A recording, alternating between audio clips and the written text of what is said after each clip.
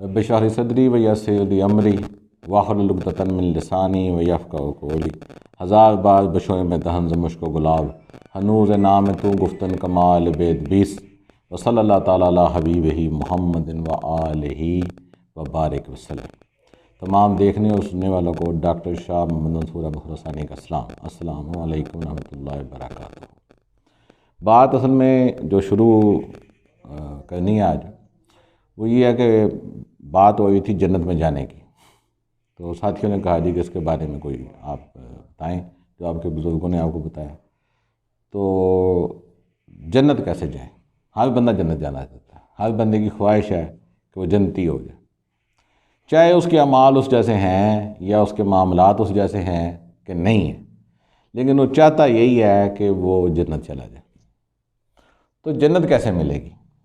تو نبی پاک صلی اللہ علیہ وآلہ وسلم کے پاس صحابہ کی جماعت بیٹھی تھی، تو جنت میں داخلے کی بات ہوئی، تو نبی پاک صلی اللہ علیہ وآلہ وسلم نے فرمایا کہ جنت میں جو بھی داخل ہوگا وہ اعمال کی وجہ سے نہیں ہوگا، اللہ کی رحمت کی وجہ سے ہوگا۔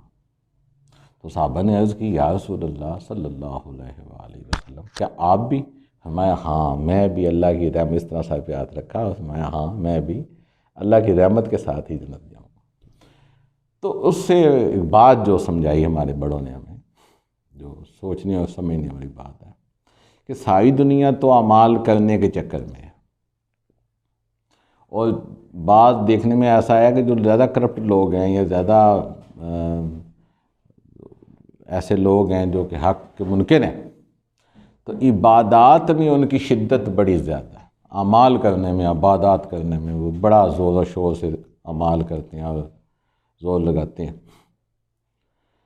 تو یہ ایک دھوکہ ہے ان کو جو شیطان دیتا ہے کہ تم اگر اپنے عبادات کرو گے تو جنت پالو گے، جبکہ جنت کا جو تعلق ہے وہ اللہ کی رحمت کے ساتھ ہے۔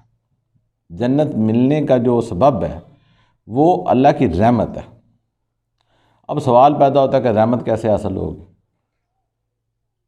اللہ کی رحمت آپ کی طرف متوجہ کب ہوتی ہے؟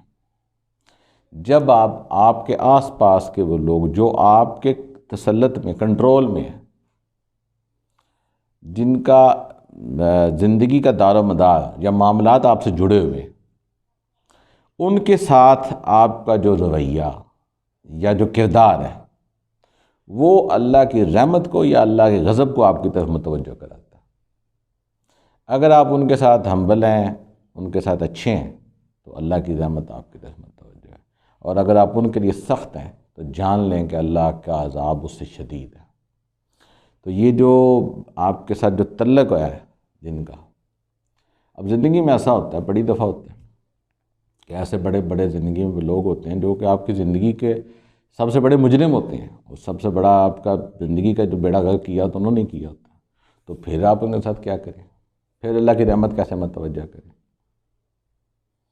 اور اگر اللہ کی رحمت ہے تو پھر اعمال کدھر جائیں گے سارے ہمارے؟ ہم نمازیں کیا ان کا انکار تو نہیں کر سکتے، وہ تو فرائض ہیں، اور فرائض کا انکار کفر ہے، تو اس کا کیا عمل دخل ہے؟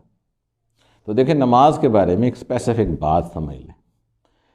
اللہ تعالیٰ نماز قرآن پاک میں نماز کے بارے میں جو بات بنیادی سمجھاتے ہیں، اور روزے کے بارے میں اور زکوٰۃ کے بارے میں جو بات ہے، کیوں ہے کہ اس سے آپ کی سوسائٹی میں ایک بہتری پیدا ہو۔ روزے اس لیے ہیں کہ آپ متقی ہو، تقوی والے ہو جائیں، یعنی کہ آپ بھوکے کا احساس کرنے والے بنے تو تقوی والے ہیں نا۔ اور نماز یہ ہے کہ خرابی اور نمازی کو اپنی نمازوں سے غافل ہے، تو نمازیں کیا ان کی؟ فرمایا وہ کیا کرتے ہیں؟ یتیم کو دھکا دیتے ہیں، جھڑکتے ہیں، مسکین کو کھانا نہیں کھلاتے۔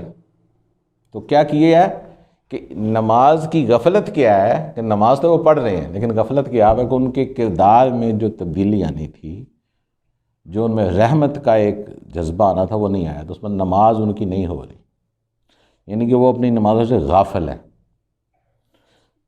قرآن پاک کی جو سورت آیات ہیں وہ لائک اسٹارز، جیسے آسمان پہ ستارے ہیں، جیسے ایک جو کپتان ہوتا ہے وہ کشتی کے وہ ستاروں کے حساب سے لگا کے تو اپنی کشتی کو اپنی منزل تک پہنچاتا ہے۔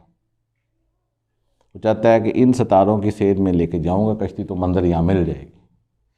تو قرآن پاک کی آیات بھی ان ستاروں کی طرح ہیں، جب آپ ان کو غور کرتے ہیں اور کسی علم والے سے ان کا پوچھتے ہیں تو وہ بتاتے ہیں کہ ان آیات کو جب تم ملاؤ گے تو تمہیں تمہارا راستہ واضح ہو جائے گا،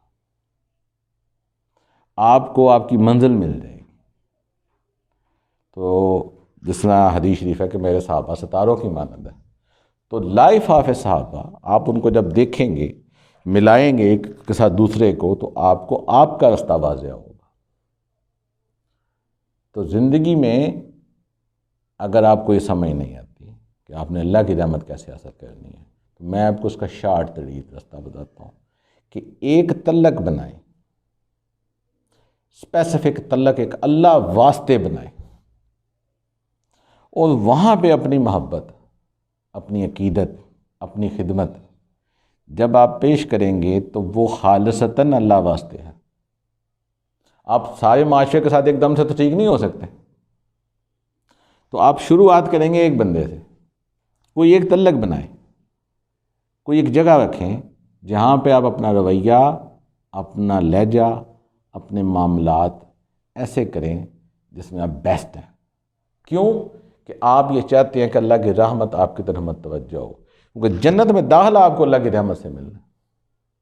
بڑے بندے حدیث بیان کرتے ہیں تو اس حدیث کی بھی سمجھ آئے گی آپ کو کہ طوائف نے کتے کو پانی پلایا، تو بیسیکلی وہ کتے کو پانی کیوں پلا رہی ہے؟ اللہ کی رحمت متوجہ ہو، تو رحمت الہی متوجہ ہوئی تو جنت مل گئی۔ تو عبادات کدھر گئیں؟ عبادات جو ہیں وہ جنت کے درجات ہیں۔ نماز، روزہ، زکوٰۃ، حج کی جو عبادات ہیں، آپ کی جو جنت داخل، جیسے کرنسی اگر چائنا کی آپ کے پاس ہے تو آپ چائنا نہ جائیں تو کرنسی کے جو بریف کیس بھرے ہوئے ہیں اس کا کیا کام ہے آپ کا؟ تو عبادات کریں لیکن اللہ کی رحمت کو پہلے ویزا لگوائیں، تو اللہ کی رحمت وہ ویزا ہے جو آپ کو داخلہ دے گا جنت میں، اور وہ کرنسی ہے اعمال آپ کی نماز، زکوٰۃ، حج، وہ کرنسی ہے جو آپ کو وہاں پہ آپ کو جو لگزیریس لائف ہے اس میں بھی ایک اور سے اور درجہ بلند ملے گا آپ کو۔ تو اس لیے، اور دوسرا یہ چیک کرنے کے لیے ہے کہ کیا میری نماز ٹھیک ہے؟ اگر میرے معاملات ٹھیک ہیں تو میری نماز ٹھیک ہے، اگر میرا رویہ ٹھیک ہے تو میرا روزہ ٹھیک ہے، اگر میرا رزق ٹھیک ہے تو میری زکوٰۃ ٹھیک ہے۔ تو اگر رزق کی حرام ہو تو زکوٰۃ کیا کریں گے؟ حج کا کیا کریں گے؟ جہاد کہاں کریں گے آپ؟ تو یہ دھوکہ ہے شیطان کا۔